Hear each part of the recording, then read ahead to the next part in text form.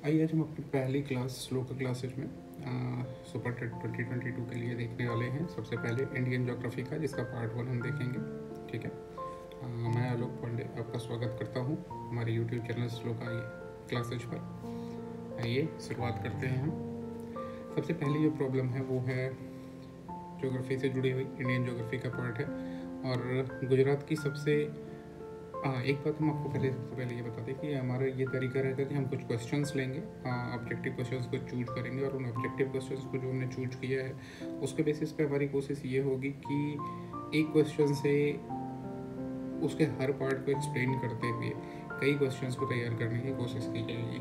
तो कोशिश यही रहेगी। आइए शुरुआत करते हैं फिर। सबसे पहला क्वेश्चन है कि गुजरात की सबसे पश्चिमी भाग और अरुणाचल प्रदेश के सबसे पूर्वी छोर पर स्थित वालांग के समय के बीच में कितने घंटे का अंतराल होगा। तो पहला ऑप्शन दिया गया है आपको कि 1 घंटा, फिर 2 घंटा, 3 घंटा या आधा घंटा। तो इसके लिए हमको सबसे पहले पता होना चाहिए कि गुजरात और अरुणाचल प्रदेश के बीच में कितना देशांतरीय विस्तार है।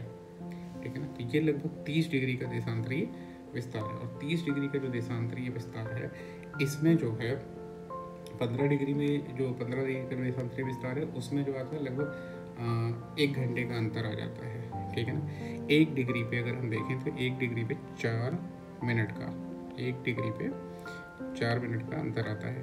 1 डिग्री देशांतर पे कितने मिनट का अंतर आ जाता है? 4 मिनट का अंतर आ जाता है। अब अगर हम देखें तो टोटल विस्तार कितना हो जाता है, वो हमारा हो जाता है 30 डिग्री के आसपास।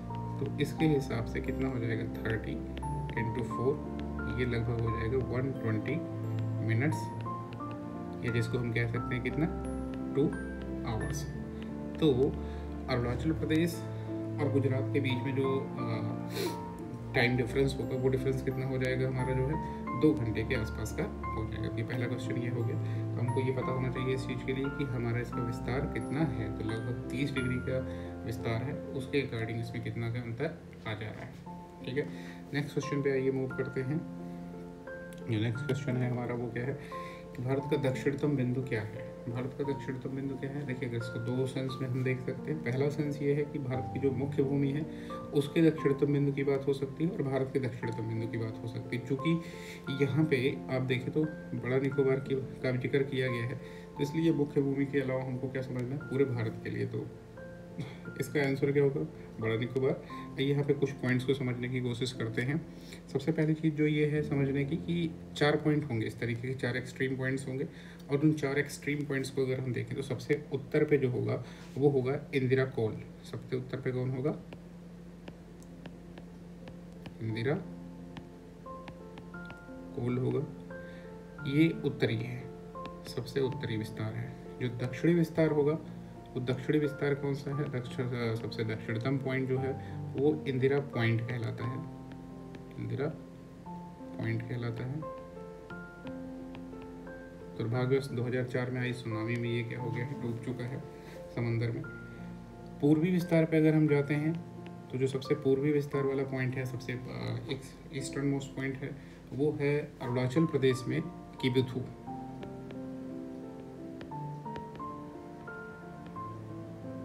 किबुथु पॉइंट है, ये कहाँ पे है? अरुणाचल प्रदेश में है।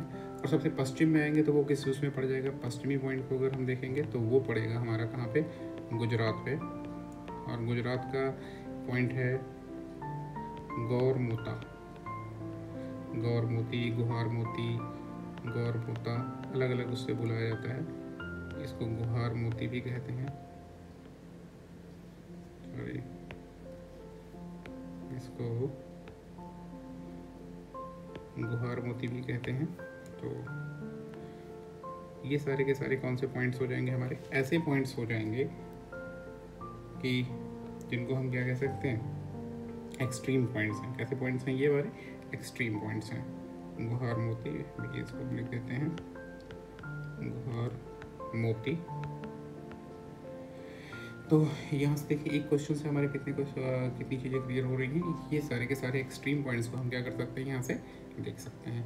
आइए नेक्स्ट पॉइंट जो देखना है वो क्या है? नेक्स्ट क्वेश्चन है हमारा, क्षेत्रफल की दृष्टि से विश्व में भारत का स्थान कौन सा है? क्षेत्रफल की दृष्टि से अगर हम बात करें 5वां, 6वां, 8वां या 7वां, तो आपको ये पता होना चाहिए कि विश्व में ऐसे कितने देश हैं जो भारत से क्या है ज़्यादा बड़े हैं। तो अगर देखें तो सबसे पहले कौन है, रूस है, और रूस के बाद कौन होगा, कनाडा, कनाडा के बाद अमेरिका, तीसरे नंबर पे, चौथे पे चीन आता है, पाँचवें पे ब्राज़ील है, छठे पे जो है वो ऑस्ट्रेलिया है, और सातवें पे क्या है, इंडिया है। तो भारत का स्थान कौन सा है, सातवां है।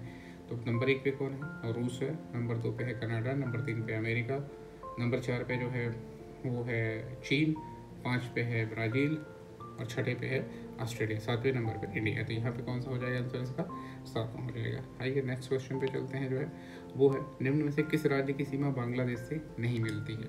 देखिए इस क्वेश्चन को उठाने की एक वजह है, क्योंकि कई बार ये क्वेश्चन इस तरीके से आ जाते हैं कि किस राज्य की सीमा किस देश से मिलती है, किस राज्य की किस दूसरे राज्य से मिलती है। तो एक क्वेश्चन मैंने यहाँ पे पुट किया है, अगर इसको रखा है तो इसका मतलब सिर्फ इतना है कि आपको राज्यों की सीमाओं को राज्यों की सीमाओं के संदर्भ में और साथ ही साथ अंतर्राष्ट्रीय सीमाओं के संदर्भ में भी हमको क्या करना है, उसको देखना है और ध्यान देना है। ठीक है, तो इनमें से किस राज्य की सीमा बांग्लादेश से नहीं मिलती है, इस चीज़ को अगर आप देखना चाहें तो देखिए सबसे पहले अगर हम नॉर्थ ईस्ट के हिस्से को देखें तो उस हिस्से में ये ऊपर वाला हिस्सा है अरुणाचल प्रदेश का हो जाता है। अरुणाचल के नीचे अगर हिस्सा देखेंगे तो किसका हिस्सा आ जाएगा, हिस्सा जो है नागालैंड का आ जाएगा।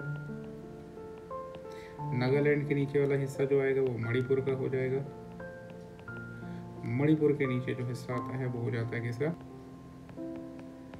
मिजोरम, और इधर का हिस्सा ऐसे त्रिपुरा का बनता है, ये बनता है त्रिपुरा का हिस्सा, और त्रिपुरा और मणिपुर के बीच में ये थोड़ा सा हिस्सा जो है ये, इसको हमने अभी क्या कर दिया, थोड़ा सा शेडेड पोर्शन में कर दिया, ये हिस्सा बांग्लादेश का हो जाता है। इधर भी ये शेडेड पोर्शन में बांग्लादेश का ही हिस्सा आता है। तो ये त्रिपुरा एक ऐसा स्टेट भी बन जाता है कि जिसके तीन तरफ से अगर देखें तो ईस्ट से, वेस्ट से और साउथ से, ईस्ट वेस्ट और साउथ तीनों तरफ से जो है बांग्लादेश की सीमा लगती है।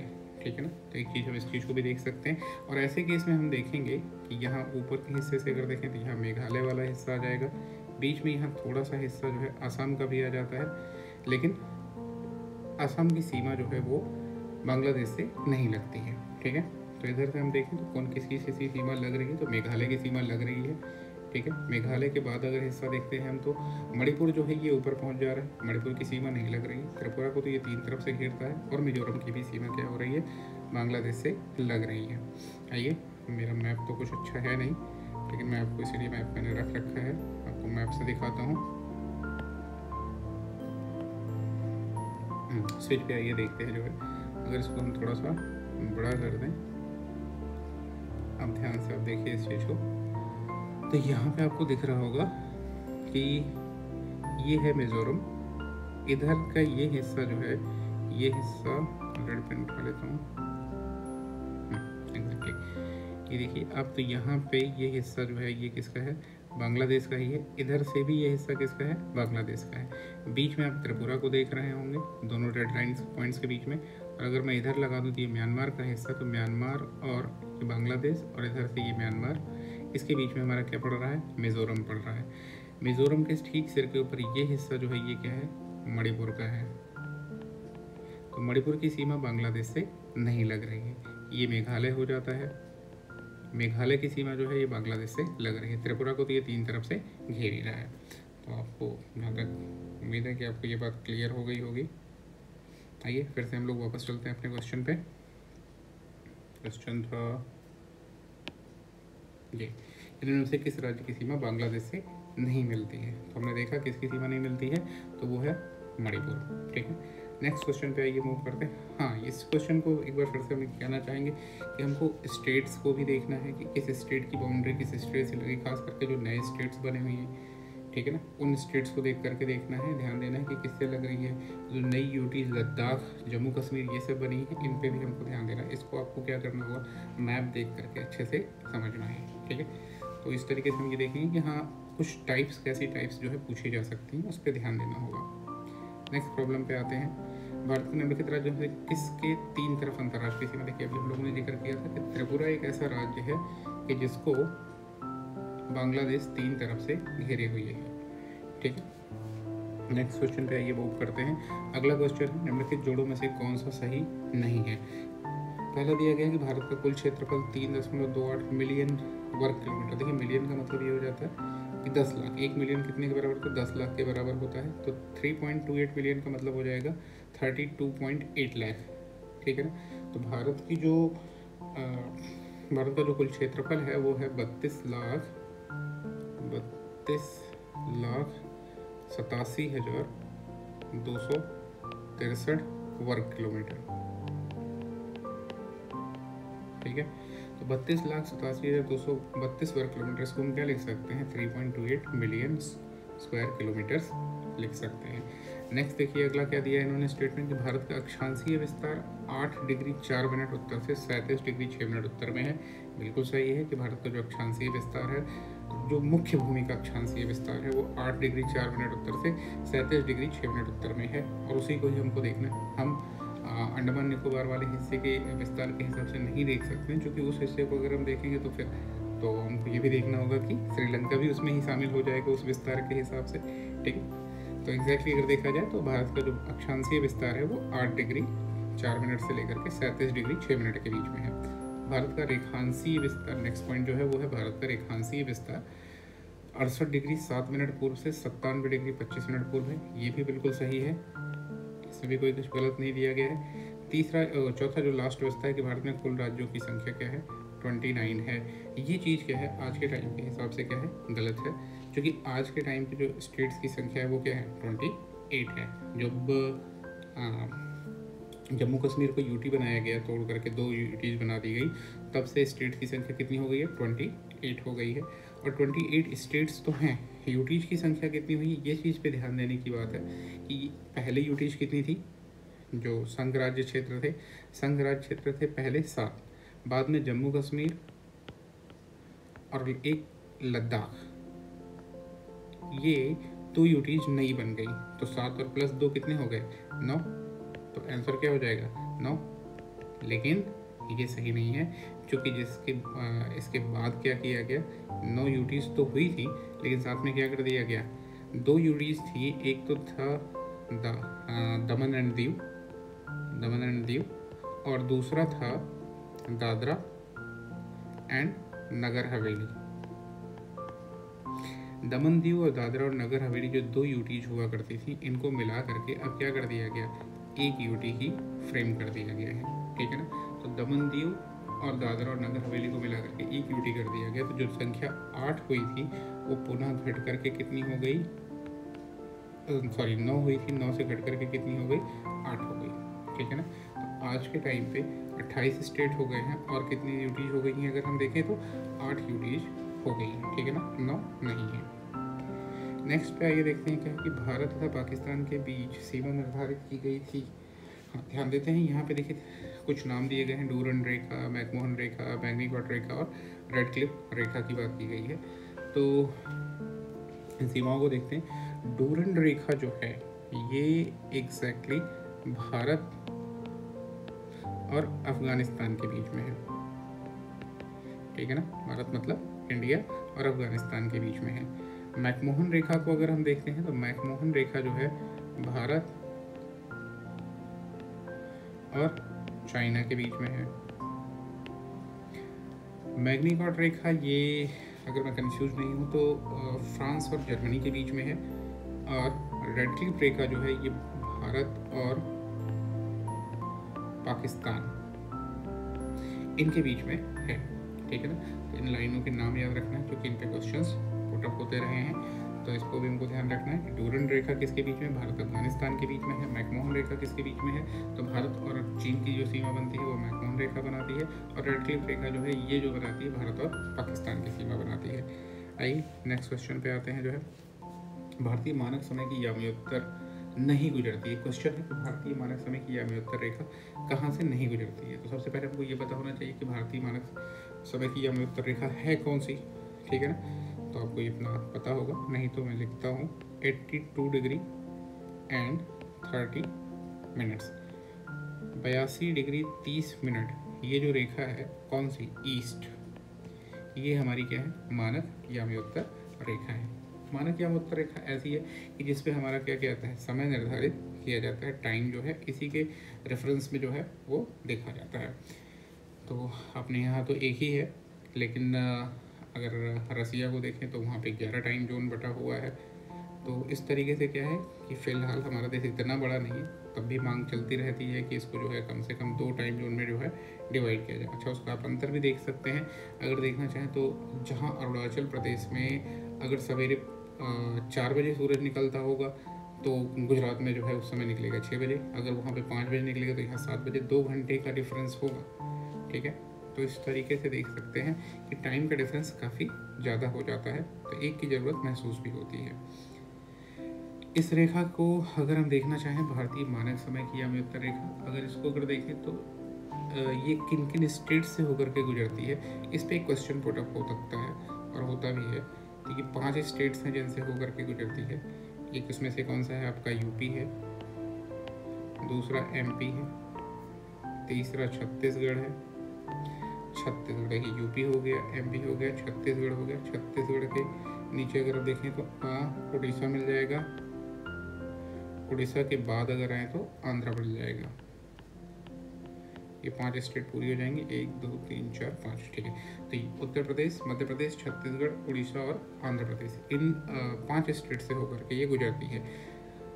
अब अगर इसमें एक चीज़ क्वेश्चन देखा जाए, कभी आया है या नहीं तो मुझे ध्यान नहीं है, लेकिन फिर भी मध्य प्रदेश और छत्तीसगढ़ ये 2 ऐसे स्टेट हैं इनमें से जिनसे होकर के हमारी कौन सी जाती है, ट्रॉपिक ऑफ कैप्रिकॉर्न या कर्क रेखा भी गुजरती है। ठीक है ना, कर्क रेखा या ट्रॉपिक ऑफ कैप्रिकॉर्न जो है मध्य प्रदेश और छत्तीसगढ़ से होकर के भी गुजरती है। आइए इस चीज़ को फिलहाल देखते हैं, एक बार मैप्स देख लीजिए, और इसको मैप को देखना बहुत ज़रूरी हो जाता है। तो यहाँ पे आप देखिए इस मैप में तो आपको दिख रहा होगा उत्तर प्रदेश के नैनी से होकर के ये जा रही है। 82 डिग्री 30 मिनट पूर्वी देशांतर है जो हमारा मानक समय निर्धारित करता है। इसके बाद ये देखिए मध्य प्रदेश की बॉर्डर से आपको दिख रहा है, मध्य प्रदेश को टच करते हुए जा रही है, छत्तीसगढ़ से जा रही है। तो ये यूपी हो गया, मध्य प्रदेश हो गया, छत्तीसगढ़ हो गया, उड़ीसा से गई और आंध्र प्रदेश से गई। ये 5 स्टेट से होकर के जाती है। अगर यहीं पे हम बात कर लें तो ट्रॉपिक ऑफ कैप्रिकॉर्न की, तो वो यहाँ से ऐसे कुछ निकलती है, जो राजस्थान से भी होते हुए जाएगी, एमपी से जाएगी, छत्तीसगढ़, झारखंड, पश्चिम बंगाल होगी। पश्चिम बंगाल के बाद ये अगला स्टेट आएगा त्रिपुरा और मिजोरम से होकर के जाएगी। तो अगर इसको देखा जाए इस तरीके से, तो पहला स्टेट कौन सा हो गया, गुजरात। दूसरा कौन सा हो गया, राजस्थान। राजस्थान के बाद फिर कौन सा हो गया, एमपी। एमपी के बाद छत्तीसगढ़। छत्तीसगढ़ के बाद ये कौन सा हो गया, झारखंड। झारखंड के बाद आप देखिए तो ये हो गया वेस्ट बंगाल, त्रिपुरा और फिर मिजोरम। तो इन स्टेट से होकर के जा रही है। इसका फिलहाल यहाँ पे मैप है, मैंने लगा ही रखा है। इस मैप में आप अगर देखिए इस चीज़ को ध्यान से, तो कर्क रेखा कहाँ से जा रही है, कर्क रेखा आपको दिखाई जा रही है गुजरात से जा रही है, मध्य प्रदेश से जा रही है। उसके बीच में देखिए राजस्थान को भी टच करते हुए जा रही है। तो गुजरात हो गया, राजस्थान हो गया, मध्य प्रदेश हो गया, छत्तीसगढ़ हो गया। देखिए छत्तीसगढ़ के बाद ये झारखंड हो गया, झारखंड के बाद आपको वेस्ट बंगाल दिख रहा है, त्रिपुरा और मिजोरम। ये 8 स्टेट हैं जिन 8 स्टेट से होकर के ये क्या करती है, गुजरती है कर्क रेखा। ठीक है, तो ये अपने नेक्स्ट प्रॉब्लम पे चलते हैं। डोरन रेखा ये वाला क्वेश्चन हो गया था, यामोत्तर रेखा के लिए हमने देखा। तो अब यहाँ पे देखिए कहाँ कहाँ से जा रही है। भारतीय मानक समय की यामोत्तर रेखा नहीं गुजरती। क्वेश्चन में क्या किया, नहीं गुजरती। देखिए आंध्र प्रदेश से होकर के जा रही है, छत्तीसगढ़ से भी होकर के जा रही है और उत्तर प्रदेश से भी होकर के जा रही है। तो किससे नहीं गुजर रही है, तो वो है महाराष्ट्र। महाराष्ट्र से होकर के ये नहीं गुजरती है। ठीक है, नेक्स्ट आइए देखते हैं क्वेश्चन क्या, कर्क रेखा निम्नलिखित में से किन राज्यों से होकर के गुजरती है। नीचे दिए गए कूट से सही उत्तर चुनना है। आइए देखिए, अभी अभी हमने क्या कहा, कुछ स्टेट से होकर के कर्क रेखा गुजर रही है, उनके आपको नाम याद होने चाहिए। 8 स्टेट्स हैं। आइए उन 8 स्टेट के नाम लिखते हैं ऑर्डर वाइज। जब आप ऑर्डर वाइज चलेंगे मैप पे देखते हुए तो आपको ध्यान रहेगा। तो सबसे पहले किस स्टेट से निकलती है, गुजरात। गुजरात के बाद कहाँ से जाती है, राजस्थान। और राजस्थान के बाद कहाँ से जाएगी, एमपी। एमपी के बाद ये जब पहुँचेगी तो पहुँचेगी छत्तीसगढ़। छत्तीसगढ़ के बाद फिर झारखंड। झारखंड के बाद अगर देखें तो ये जाएगी वेस्ट बंगाल। वेस्ट बंगाल के बाद अगला आएगा त्रिपुरा, और त्रिपुरा के बाद कौन सा आ जाएगा, मिजोरम। तो ये 8 स्टेट हो जाएंगे जिनसे होकर के जाती है। तो आइए इसका नाम देखते हैं किसका किसका आपके ऑप्शन में दिया गया है। तो रूट में दिया गया है गुजरात, छत्तीसगढ़, उत्तर प्रदेश और झारखंड। सबसे पहले ध्यान दीजिए, कर्क रेखा उत्तर प्रदेश से होकर के नहीं जाती है, ये आपको कंफ्यूज करने के लिए दिया है। कर्क रेखा जो है नहीं, बल्कि याम्योत्तर जो है, जो मानक समय की याम्योत्तर रेखा है, वो जो है 82 डिग्री 30 मिनट, ये कहाँ से होकर के जाती है, यूपी से होकर के जाती है। तो सबसे पहला जहाँ पे भी ऑप्शन नंबर 3 है इसको हटा दीजिए। तो अगर आपके दिमाग में ये रहेगा तो मे भी हो सकता है कि आप बिना बाकी के जाने बिना भी इसको कर सकें। देखिए यूपी, अगर हम 3 नंबर ऑप्शन को हटाएं, इसमें 3 है, इसमें भी 3 है, इसमें भी 3 है, ये इन तीनों जगहों से जैसे हटेगा तो ऑप्शन ए क्या हो जाएगा, सही हो जाएगा। तो आपको केवल अगर इतना पता हो कि कर्क रेखा यूपी से होकर के नहीं गुजरती है तो इस प्रॉब्लम को आप उस पर भी सॉल्व कर सकते थे। तो हमेशा ज़रूरी नहीं कि आपको एग्जैक्ट चीज़ें पता ही हों, कई बार एलिमिनेशन जो है आपके लिए काफ़ी हेल्पफुल हो जाता है। ठीक है, तो आज के वीडियो में हम इतना ही रहेंगे, और इसके आगे फिर हम 10 क्वेश्चन कम से कम या 15 क्वेश्चन और नए लेकर के आएंगे नेक्स्ट वीडियो में। और कोशिश हमेशा हमारी यही रहेगी कि आपको एक क्वेश्चन से काफ़ी चीज़ों को एक्सप्लेन करके इस ढंग से बताया जाए कि वो एक क्वेश्चन आपके कई क्वेश्चन के बराबर हो जाए। फिर मिलते हैं नेक्स्ट वीडियो में, तब तक के लिए नमस्कार।